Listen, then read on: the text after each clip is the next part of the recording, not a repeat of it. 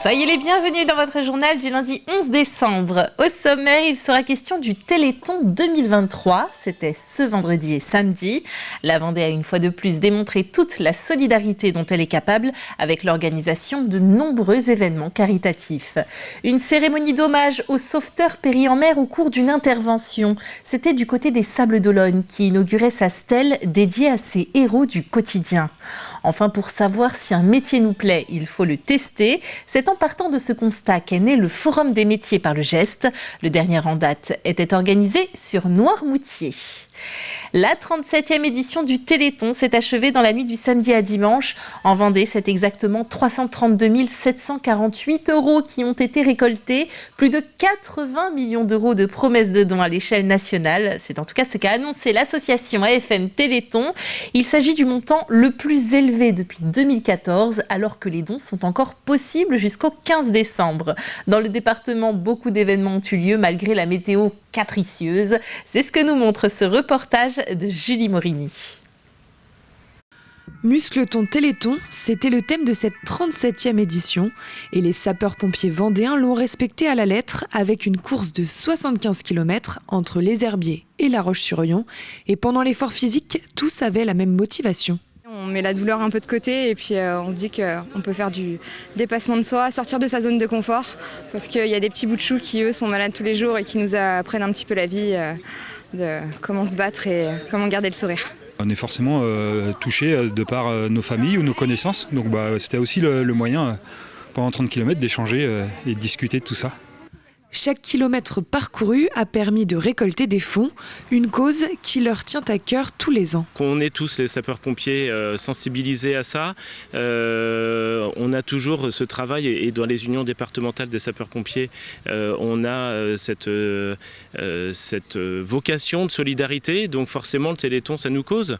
Autre ambiance du côté de Fontenay-le-Comte. Un motothon était prévu samedi après-midi. Plus de 450 motos devaient envahir les rues pour une balade de 80 km. Mais malheureusement, la météo en a décidé autrement. On n'aime pas ça, mais les conditions météo sont tellement dangereuses pour rouler en deux roues que d'un accord commun, j'ai envie de dire, avec la sous-préfète et puis la gendarmerie, on a préféré annuler la balade, quoi. L'inscription à ce motothon était de 5 €. La totalité des fonds sera tout de même reversée pour le Téléthon. Plus de chance à Saint-Hilaire-de-Riez où les animations étaient à l'abri. Au programme exposition, vente de tableaux, de gâteaux, mais aussi de la danse. Pour la première fois, les associations de la ville se sont associées.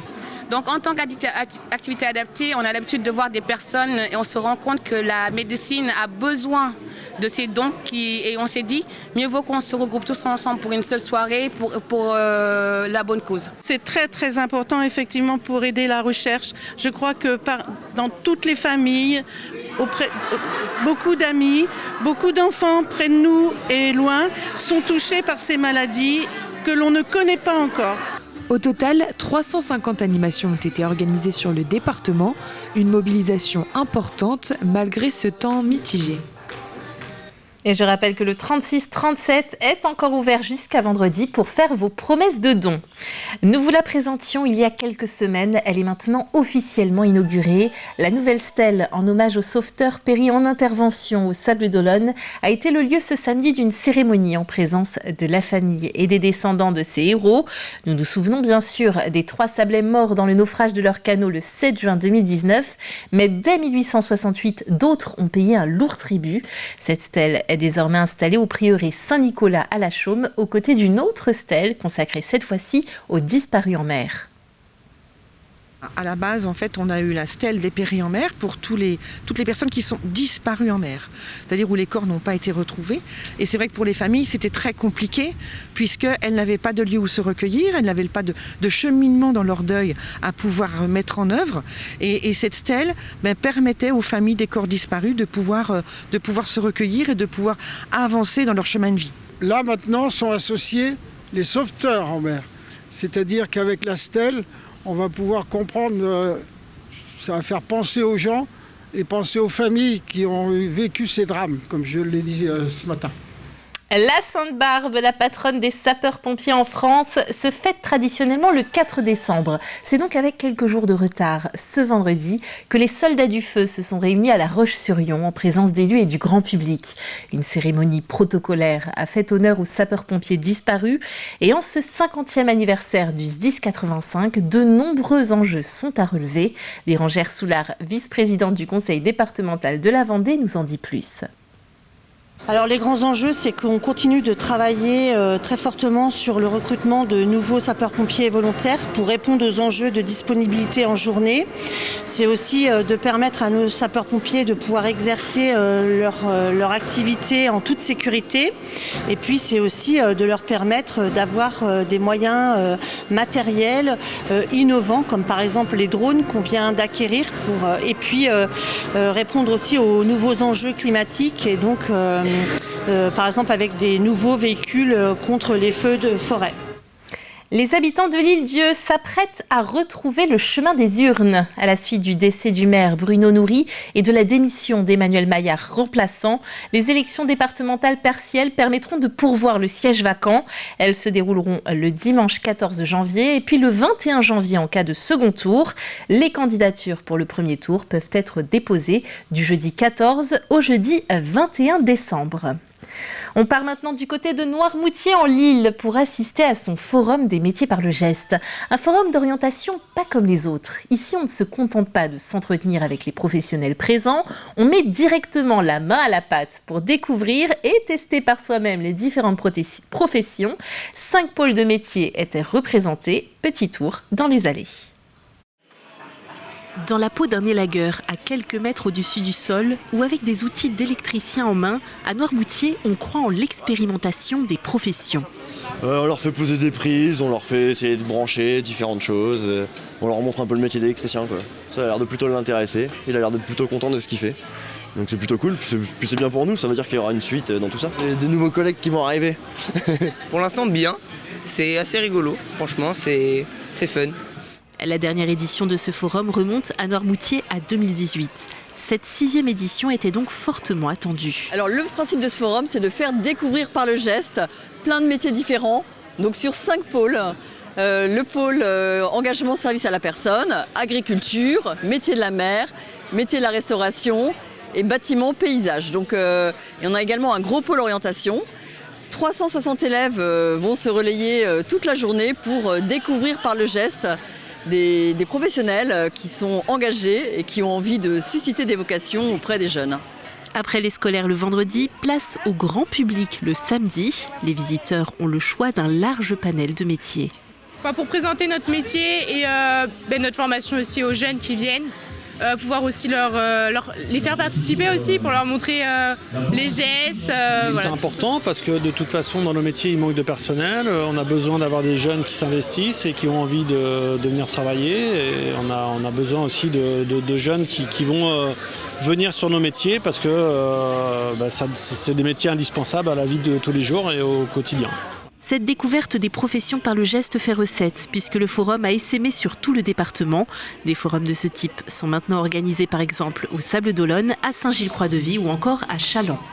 Ouvrons à présent notre page sport traditionnelle du lundi. Et on démarre avec du basket.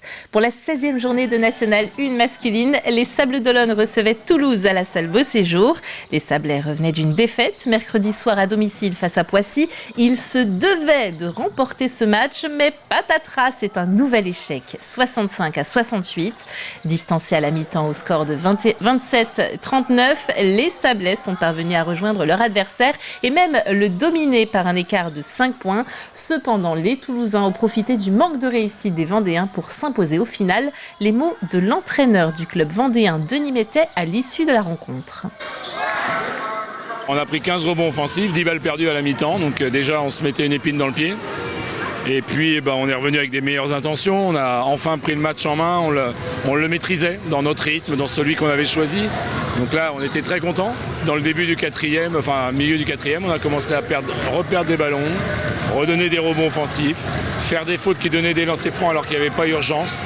Pour moi, j'appelle ça des cadeaux. C'est très frustrant parce qu'on avait fait le travail pour le gagner. Donc on leur a donné à la fin, ils ont été le chercher, attention, mais je trouve que c'est des actions où ils ne méritaient pas, ils n'avaient encore rien provoqué et on leur a donné des paniers. En football, pour la 11e journée de National 3, l'équipe du Vendée Poiré Football, 4e du classement, recevait les Sables FCOC, dernier de leur poule. Et les Genoux se sont imposés sur le score de 2-0 avec 2 buts en première période. Le premier par Eduardo Batilli à la 10e minute, puis un deuxième à la 20e minute par Kimi Crépeau. En seconde période, le score ne bougera pas et la victoire permet au Poiré Survie d'occuper la 2e place du classement. Les Sablais restent en lanterne rouge. À noter également la victoire ce week-end de la Châtaigneraie contre Château-Gontier 3-1 et le succès de Fontenay à Chauray dans les Deux-Sèvres 2-0. Côté rugby, pour la 10e journée de Fédéral 2, le FCY recevait Baza au stade Henri Desgranges à La Roche-sur-Yon et avec des conditions météo pas franchement favorables. La tension était palpable, les Lyonnais étaient 11e et avant-dernier, donc relégables, leur adversaire 8e. Durant la première période, les Vendéens ont pu marquer le pas grâce aux pénalités et ainsi tenir à distance leur adversaire girondin au score de 9-6. En seconde période, les joueurs de Baza, grâce à plus de réussite, sont parvenus à rejoindre leur adversaire et à s'imposer au score final de 23-26. Enfin, on termine à bicyclette. Organisé par le Vélo Club de Chantonnay et les Vélocipèdes de Bournezeau, le cyclocross s'est déroulé ce dimanche. Plus de 200 concurrents se sont affrontés dans différentes catégories, toujours bien évidemment sous la pluie et le vent, des conditions qui n'ont pas empêché Kevin Le Danois du team Arkea Samsic de s'imposer sur la course senior. Il devance Lucas Grolier du Vendée U Pays de la Loire et Damien Bonnard du team La Roche. Fin de cette édition, merci de l'avoir suivi avec nous. Retour de l'actualité comme toujours à partir de 7h dans votre matinale. Belle soirée.